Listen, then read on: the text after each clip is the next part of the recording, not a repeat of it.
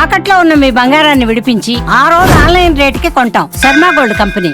నమస్తే, మీరు చూస్తుంది సుమన్ టీవీ. నేను మీ కీర్తి. నాతో పాటు ప్రముఖ ఆస్ట్రాలజర్ సురేష్ బాబు గారు ఉన్నారు.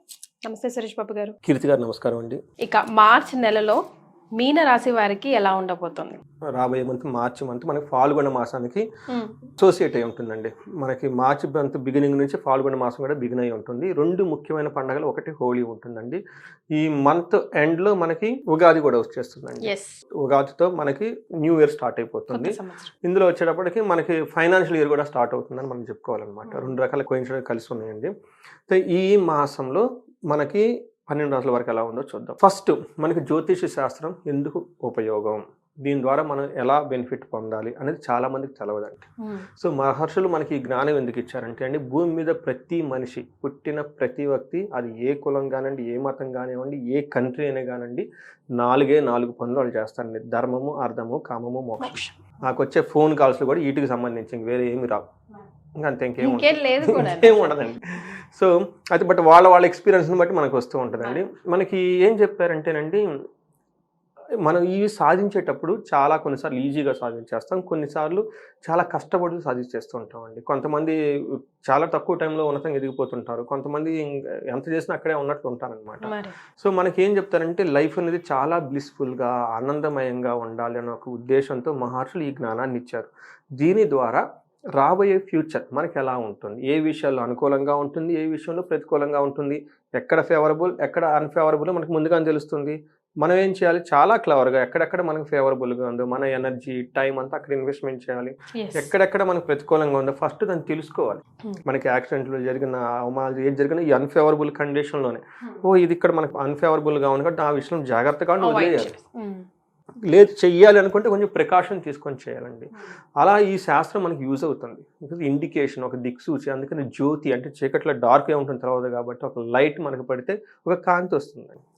సో అందుకని మన జ్యోతిష శాస్త్రం మన మహర్షులు ఇచ్చారు. ఇది మనకి ఒక గొప్ప సైన్స్ అనమాట. సైన్స్ బియాండ్ సైన్స్ అని నేను అంటూ ఉంటాను అనమాట. ఈ సైన్స్ ప్రకారం మనకి ఈ జ్యోతిష శాస్త్రం ప్రకారం, అందులో వేదిక జ్యోతిషం నేను చదివేది వేదిక ఆస్ట్రాలజీ ప్రకారం మార్చి మంత్లో సో మీనరాశి ప్రిడిక్షన్స్ మనం చూద్దామండి. ఫస్ట్ ఈ రాశి వాళ్ళు కనుక మనం చూసుకుంటే మిక్స్డ్గా ఉండే అవకాశం ఎక్కువగా ఉందండి. కొన్ని చాట్ల చాలా బాగుంది, కొన్ని చాట్ల టోటల్గా చూసుకుంటే వీళ్ళకి అఖిల విషయ భోగం, అన్ని విషయాలు చాలా చక్కగా ఉంటారు. అలానే కొన్ని శత్రువులతో కలిసి కూర్చొని మాట్లాడుకుంటే చాలా బాగుంటుంది. అంటే టోటల్గా సిచ్యువేషన్ అండర్ కంట్రోల్ అని చెప్పాలి. సిచ్యువేషన్ అండర్ కంట్రోల్ అని చెప్తే కరెక్ట్గా వాళ్ళకి మ్యాచ్ అవుతుంది. మనం టెక్నికల్గా కనుక చూసుకుంటే మీనరాశి వాళ్ళకి పూర్వభాద్ర 4వ పాదం, ఉత్తరాభాద్ర 1, 2, 3, 4 పాదాలు, రేవతి 1, 2, 3 పాదాలంతా 1, 2, 3, 4 పాదాలంతా మీనరాశిలో ఉంటాయి. ఈసారి వీళ్ళకి మీనరాశి వాళ్ళకి ఈ రాశిలోనే 4 గ్రహాలు ఉన్నాయండి. ఆల్రెడీ అక్కడ వాళ్ళకి రాహు ఉన్నారు, వాళ్ళతో పాటు సూర్యుడు చేరుతున్నారు. దీంతో పాటు వాళ్ళకి శుక్రుడు, బుధుడు కూడా అక్కడే ఉండబోతున్నారండి.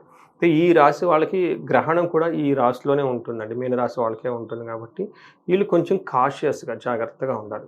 కానీ ఇప్పుడు మనం మార్చి మంత్ ఫలితాలు కనుక ఈ యాంగిల్లో కనుక చూసుకుంటే వీళ్ళకి సిచ్యువేషన్స్ అంతా వీళ్ళకి కంట్రోల్లో ఉండే అవకాశం ఎక్కువగా ఉంది.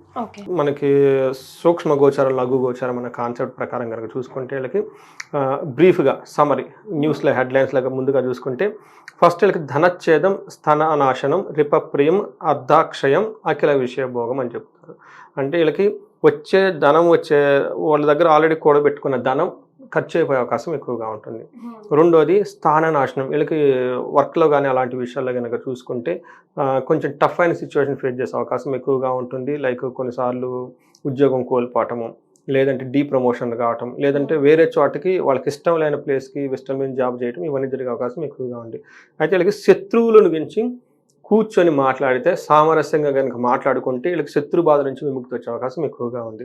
టోటల్కి అఖిల విషయ భోగం, టోటల్గా ఓవరాల్గా చూసుకుంటే అన్ని విషయాల్లో చాలా ఎంజాయ్మెంట్ ఉండే అవకాశం ఎక్కువగా ఉంది. సో ఇది కనుక మనకి ఇంకా కొంచెం డీటెయిల్డ్ హౌస్ వైజ్ కనుక చూసుకుంటే, సూర్యుడు వీళ్ళకి ఫస్ట్ హౌస్లో ఉండి 7th హౌస్ని చూస్తూ ఉన్నారండి.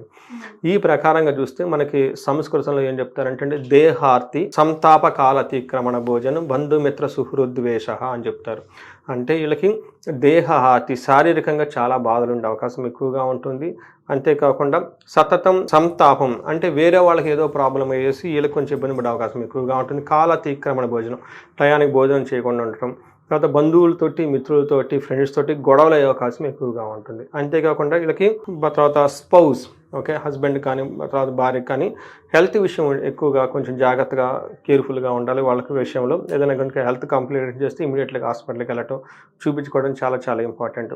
పర్టికులర్గా హార్ట్ పేషెంట్స్ ఎవరైతే కనుక ఉంటే జనరల్గా సూర్యుడు వాళ్ళకి జన్మ రాసినప్పుడు heart related problems, chest related problems ఎక్కువ వచ్చే అవకాశం ఎక్కువగా ఉంది. కాబట్టి చాలా కేర్ఫుల్గా ఎవరి దగ్గర ఏదైనా కంప్లైంట్ చేస్తే ఇమీడియట్గా హాస్పిటల్కి వెళ్ళడం, చూపించుకోవటం, నెగ్లెక్ట్ చేయకుండా ఉండాలి. తర్వాత వీళ్ళకి కుజుడు కూడాను మిక్స్డ్ రిజల్ట్ ఇస్తున్నారండి. ఫస్ట్ వీళ్ళు 4th హౌస్లో ఉండి 7th హౌస్ని 11th హౌస్ని చూస్తున్నారండి. వీళ్ళకి ఏం చెప్తారంటే అండి, మనకి 4th హౌస్లో ఉండటం వల్ల ఏం చెప్తారంటే భాగ్యహాని, భయం, క్రూరం, బంధువైరం, ధనక్షయం అని చెప్తారు. అంతేకాకుండా రోగ పీడాది సంతాపం, చతుర్థ స్థానికే కుజే అని చెప్తారు అనమాట. అంటే వీళ్ళకి ధనానికి భాగ్యం, లక్, అప్పటిదాకా అవ్వాల్సిన పని ఏమైనా ఉంటే ఆ పని కాకుండా ఆగిపోయే అవకాశం ఎక్కువగా ఉంటుంది. భయం, క్రూరం, తర్వాత బంధువైరం, బంధువులతో గొడవలే అవకాశం ఎక్కువ. ధనం కూడాను వాళ్ళు అప్పటిదాకా కూడబెట్టుకున్న ధనం ఏమంటే అన్ఎక్స్పెక్టెడ్గా ఖర్చు అయ్యే అవకాశం ఎక్కువగా ఉంటుంది. హెల్త్ కాంప్లికేషన్స్ ఉండే అవకాశం ఎక్కువగా ఉంది. కానీ వీళ్ళకి ధనం వచ్చే అవకాశం కూడా ఎక్కువ ఉంది. 11th హౌస్లో దృష్టి ఉండటం వల్ల ధనం వచ్చే అవకాశం ఎక్కువగా ఉంటుంది. ధనం కోల్పోయే అవకాశం కూడా ఎక్కువగా ఉంది. ఒక రకంగా చెప్పాలంటే కుజుడు వీళ్ళకి కొంచెం 4th హౌస్లో ఉండి ఇబ్బంది పెట్టే సిచ్యువేషన్లో ఉన్నారు. కాబట్టి కుజుడికి సంబంధించిన పరిహారాలు చాలా ఎక్కువగా చేసుకోవాలి. ఓకే. తర్వాత శుక్రుడు వీళ్ళకి 1st హౌస్లో ఉండి అగైన్ చాలా బాగా యోగ్యతనిస్తున్నాడు. శుక్రుడు వీళ్ళకి 1st హౌస్లో ఉండడం వల్ల అర్ధలాభచ్చ శౌక్యం పరస్త్రీ సంగమం తద యత్న కార్యార్థ లాభస్యాత్ జన్మకే భృగునందని అని చెప్పేసి మనకి సంస్కృతంలో ఒక శ్లోకం ఉందన్నమాట. దీంట్లో ఏమవుతుందంటే ఫస్ట్ ధనలాభం వస్తుంది, మనస్సౌఖ్యంగా ఉంటుంది, తర్వాత చేసే పనుల వల్ల ధనలాభం ఉంటుంది. అంతేకాకుండా పరస్త్రీ సంగమం లేదంటే పరపురుష సంగమం అనుకుంటే ఏమవుతుందంటే అండి, మన ఇంట్లో కాకుండా బయట కూడా మనం చాలా మందితో ఇంటరాక్ట్ అవుతూ ఉంటాము. వాళ్ళతో భేదాభిప్రాయాలు ఉన్నా కానీ అలాంటి వాళ్ళు ఎవరైనా ఉన్నా కానీ వాళ్ళతో ఆ భేదాభిప్రాయాలు పోయి ఒక చక్కగా మంచి అండర్స్టాండింగ్తో వాళ్ళతో కలిసి వర్క్ చేసుకోవటం కానీ, ఏదైనా చేయటం కానీ, ఏదైనా అచీవ్ అవ్వటం కానీ, వాళ్ళ నుంచి కావాల్సిన బెనిఫిట్ పొందే అవకాశం ఎక్కువగా ఉంటుంది. వీళ్ళకి 7th హౌస్లో దృష్టి ఉండటంతో వీళ్ళు కూడాను లేడీస్ అయితే జెంట్స్ అయితే లేడీస్తో వాళ్ళకి కావాల్సిన ఏదన్నా కనుక అవసరం ఉంటే అలాంటి వాటి కనుక చూసుకుంటే చాలా బాగుంటుంది. పర్టికులర్ ఆఫీస్లో కొలీగ్స్ ఉంటారు, కొంతమంది సీనియర్స్ ఉంటారు, అలాంటి వాళ్ళ దగ్గర నుంచి కానివ్వండి, లేదంటే బయట కూడా మనం చాలా మందితో ఇంటరాక్ట్ అవుతూ ఉంటామండి. వాళ్ళ నుంచి మంచి సపోర్ట్ వచ్చే అవకాశం ఎక్కువగా ఉంటుందండి. ఓకే. సో నక్షత్రాల ప్రకారం ఎలా ఉంటుందండి మీనరాశి వారికి? మనకి అంగగోచారం అన్న ఒక కాన్సెప్ట్ ద్వారా మనకి మహర్షులు నక్షత్రం ప్రకారం కూడా తెలుసుకోవచ్చు. ఇందులో పూర్వభాద్ర నక్షత్రం వాళ్ళకి 4 విషయాలు చాలా మంది, ఒక్క విషయం మాత్రం ఛాలెంజింగ్ గా ఉంటుంది. అందులో మనం చూసుకుంటే వీళ్ళకి ఫస్ట్ మృష్టాన్నం చక్కగా భోజనం చేస్తారు, చక్కగా సంపదలు వచ్చేస్తాయి, జయం మాసం అంతా జయప్రదంగా ఉంటుంది, ఐశ్వర్యవంతంగా ఉంటుంది. అయితే ఫస్ట్ 18 days ఆఫ్ దిస్ మంత్లో నాశనము, ఏదో ఒక వర్క్లో కొంచెం ఇబ్బంది పడే అవకాశం ఎక్కువగా ఉంటుంది, రిజల్ట్ రాకుండా ఇబ్బంది పడతారు. ఓకే. ఉత్తరాభాద్ర నక్షత్రంలో వీళ్ళకి కూడాను 2 విషయాల్లో కొంచెం ఛాలెంజింగ్గా ఉంటుంది, 3 విషయాలు చాలా పాజిటివ్గా ఉంటుంది. వీళ్ళు మృష్టాన్నం చక్కగా భోజనం చేసేస్తారు, సంపదలు చక్కగా మంచి కావాల్సిన వెల్త్ అంతా తెచ్చుకుంటూ ఉంటారు, తర్వాత జయప్రదంగా ఉంటుంది. వీళ్ళకి 2 విషయాల్లో కేర్ఫుల్గా ఉండాలి. ఒకటి మృత్యు భయము, నాశనము. కొంచెం వీళ్ళకు ఏదో ఒక పనిలో అవుతుందా లేదా అన్న విషయం కొంచెం భయపడుతూ ఉండే అవకాశం ఎక్కువగా ఉంది. రేవతి నక్షత్రం వాళ్ళకి 3 విషయాల్లో చాలా ఛాలెంజింగ్గా ఉంటుంది, ఒకటే విషయం పాజిటివ్గా ఉంటుంది. అందుకని ఉన్న నక్షత్రాల్లో రేవతి నక్షత్రం వాళ్ళు చాలా కేర్ఫుల్గా ఉండాలి. వీళ్ళకి మృత్యు భయము, కలహము, నాశనము, సో ఒక రకంగా నెగటివ్ ఆస్పెక్ట్స్లో ఎక్కువగా ఉండే అవకాశం ఎక్కువగా ఉంది. కాబట్టి ఈ నక్షత్రం వాళ్ళు చాలా చాలా కేర్ఫుల్గా ఉండాలి. పర్టికులర్గా పూర్వభాద్ర వాళ్ళకి మైల్డ్ ఫీవర్స్ అవన్నీ వచ్చే అవకాశం ఎక్కువగా ఉంటుంది.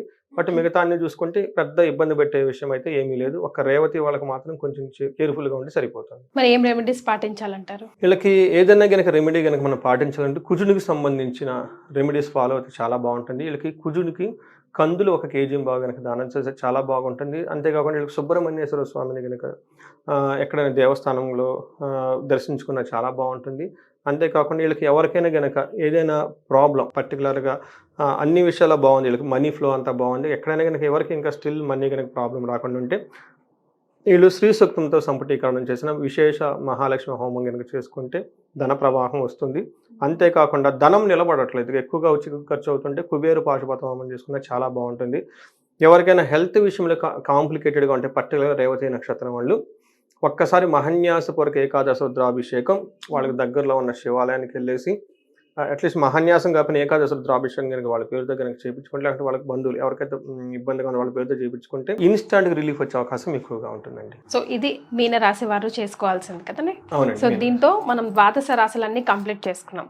సురేష్ గారు చెప్పిన ప్రకారం ఇన్ జనరల్ గా మాత్రం అందరికీ వర్తిస్తాయి. ఇన్ పర్టికులర్ గా దశాంతర్దశలు మారి every individual is different, equal గా ఉండే అవకాశమే ఉండదు. బట్ ఇన్ జనరల్ గా అయితే గన్ షాట్ గా ఇలా జరగొచ్చు అని చెప్పారు. సో పర్సనల్ అపాయింట్మెంట్ కోసం సురేష్ గారిది కింద స్క్రోల్ అవుతున్న నంబర్కి కాల్ చేసి మీ పర్సనల్ అపాయింట్మెంట్ తీసుకొని పర్సనల్ జాతకం కూడా చూపించచ్చు. సురేష్ గారు చాలా సంతోషం అండి. మార్చ్ నెలలో ద్వాదశ రాశుల వారి ఫలితాలు తెలియజేశారు. ధన్యవాదాలు. ధన్యవాదాలండి.